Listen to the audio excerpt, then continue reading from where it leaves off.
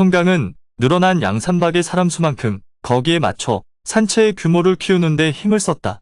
산채의 대장장이들을 시켜 무기와 갑옷을 만들도록 했고 손재주 좋은 사람들을 시켜 의복이며 깃발 등을 만들게 했다. 또 산채를 중심으로 사방에 망대를 세워 경계를 엄중하게 했다. 물 건너에는 양산박으로 통하는 길목마다 주막을 열어 장사를 하는 한편 사방에서 모여드는 소식과 사람을 받게 했다. 그러던 어느 날 노지심이 송강을 찾아왔다. 노지심은 자기가 아끼는 동생 가운데 구물용 사진이라는 사람이 있다고 했다. 사진은 지금 소화산에서 주무, 진달, 양춘 세 사람과 더불어 산채를 열고 있는데 자기가 가서 그들을 양산박으로 데려오고 싶다고 말했다. 송강도 양산박의 새로운 호걸들을 끌어모아 오겠다는데 반대할 이유가 없었다. 그리하여 송강은 무송과 함께 다녀오라며 노지심의 뜻을 받아주었다. 이에 노지심과 무송은 그날로 산채를 내려가 화주 화엄면으로 갔다. 한편 송강은 노지심과 무송을 내려보내기는 했으나 노지심의 급한 성격을 알기에 마음 한편에 있는 불안함을 떨칠 수가 없었다. 그래서 송강은 대종을 불러 노지심의 뒤를 따라가면서 소식을 알아보고 필요한 일이 생기면 달려가 도우라고 했다. 그 무렵 노지심과 무송은 벌써 소화산으로 접어들고 있었다. 산채로 올라가는 길목에서 노지심과 무송은 산채로 올라가는 길목에 숨어있던 소화산 졸개들을 만났다. 소화산 졸개들은 노지심과 무송이 사진을 찾아왔다는 말을 듣고 즉시 산채로 올라가 보고했다. 잠시 후에 보고를 받은 주무와 진달 그리고 양춘이 산을 내려와 노지심과 무송을 맞았다. 그런데 이상하게도 사진의 모습만은 보이지 않았다. 노지심이 세 사람에게 그 이유를 물었다.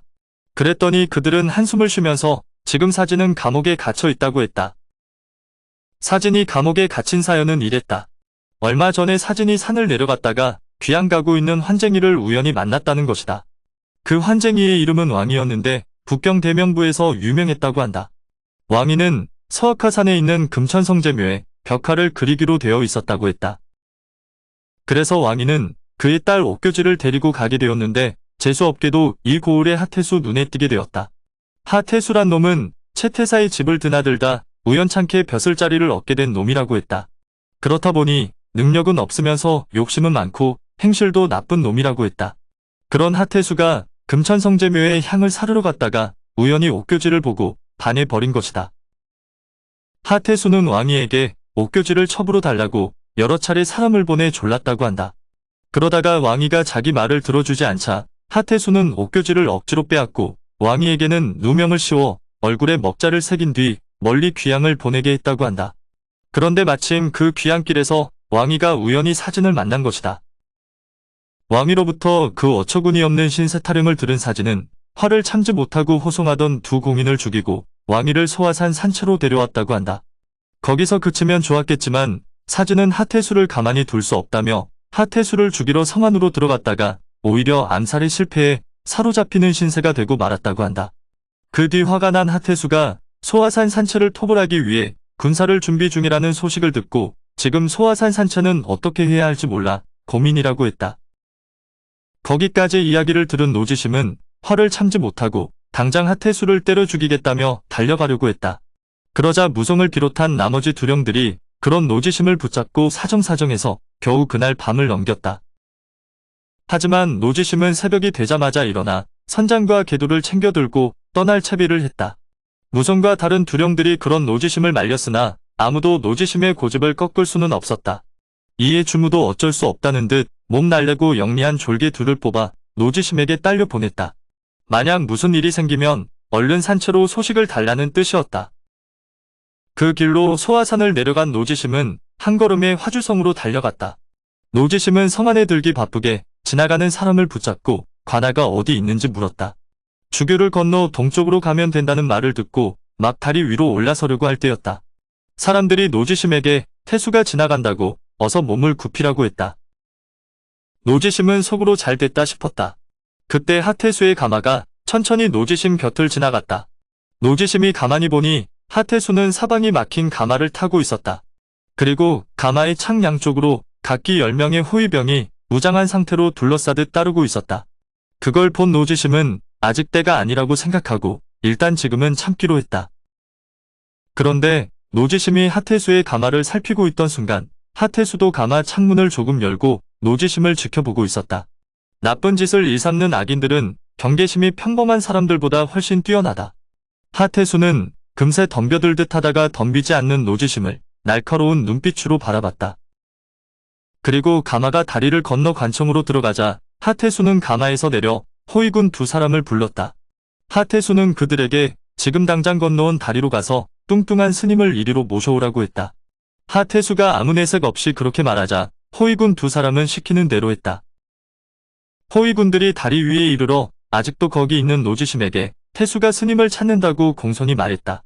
그 말을 들은 노지심은 하태수가 자기 손에 죽으려고 뭔가에 씌인 모양이라고 생각했다.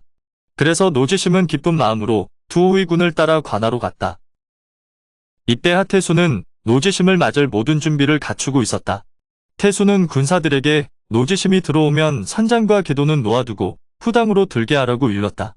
노지심은 관하에 들어와 하태수의 명으로 무기를 모두 두고 들어가야 한다는 말을 듣고는 뭔가 수상쩍어 어떻게 해서든 무기를 들고 들어가려고 했다.